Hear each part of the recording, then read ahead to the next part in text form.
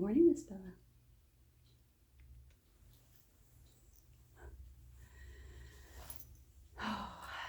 Hey guys, so it's early, obviously, having a cup of tea, and I thought we would just have a little bit of a heart-to-heart about the garden this morning, and there was just something on my heart that I wanted to share with you because honestly, let me fix you here. There we go. So it's February. There really isn't very many places in the country where a garden is growing per se, unless you're living in Florida, California areas. You can definitely be growing a garden. And I know for me personally, in the past, as somebody who loves the garden, this time of the year killed my heart, chronically killed my heart. And 9 times out of 10, I just end up jumping the gun. And I would be starting seeds in January and they'd be getting leggy and I probably wouldn't have the strongest plants, and then I'd have to re-sow those plants and etc., etc., etc.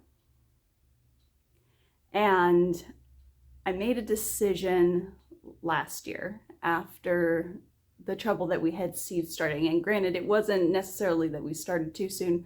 We did start too soon, but it wasn't just that.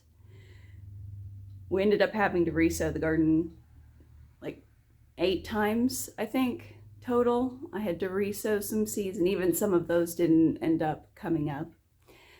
And so after the difficulty that we had with growing last year as well, I just went on ahead and I decided that I wanted this year, 2023, to look differently. Because as much as I love the garden, and as much as I want to be out in the garden, there is a purpose in this in-between season. This in-between season is a time where work really is still being done. I may not be the one doing the physical labor and the pruning, the harvesting, all of those things.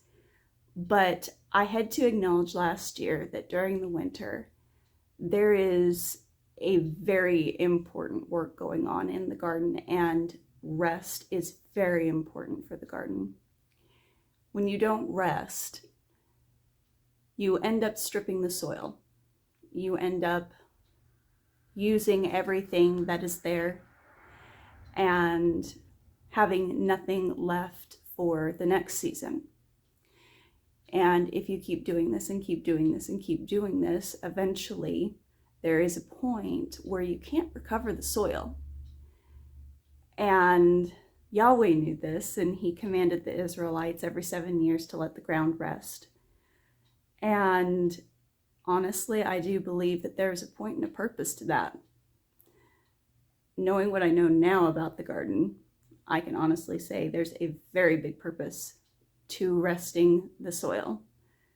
Now, I haven't necessarily done the every 7 years thing. I will confess that. But it really made me stop and think about my approach to gardening this time of the year. Because really, my heart needs to be in the right place for the garden to thrive. My heart isn't in the right place as a gardener. The garden isn't going to thrive the same way that it otherwise would if my heart was in the right place. And when you have to continually keep restarting seeds or replanting things, you end up getting this feeling of frustration, a little bit of desperation. I've done things wrong, and that's not the right way to go about it. So this year, I decided to rest when the garden was resting. After thinking about it, and after just kind of general contemplation about it, watching the garden through the winter and all of the snow that we've gotten and the ice that we've gotten, I realized something. That even though there is not a stitch of plants growing in that garden, in any of the beds, it's still growing underneath. There is still life, and there is still work that is happening beneath the soil that can't be seen necessarily by the naked eye right now. And it made me realize as a person that that is what I needed to do in my life as well. The garden has taught me so many different lessons through, I don't know, the last 10 years that I've been out there. And this year, the lesson was that it's okay to rest. It's okay to embrace the season that you're in and to find value in the season that you're in.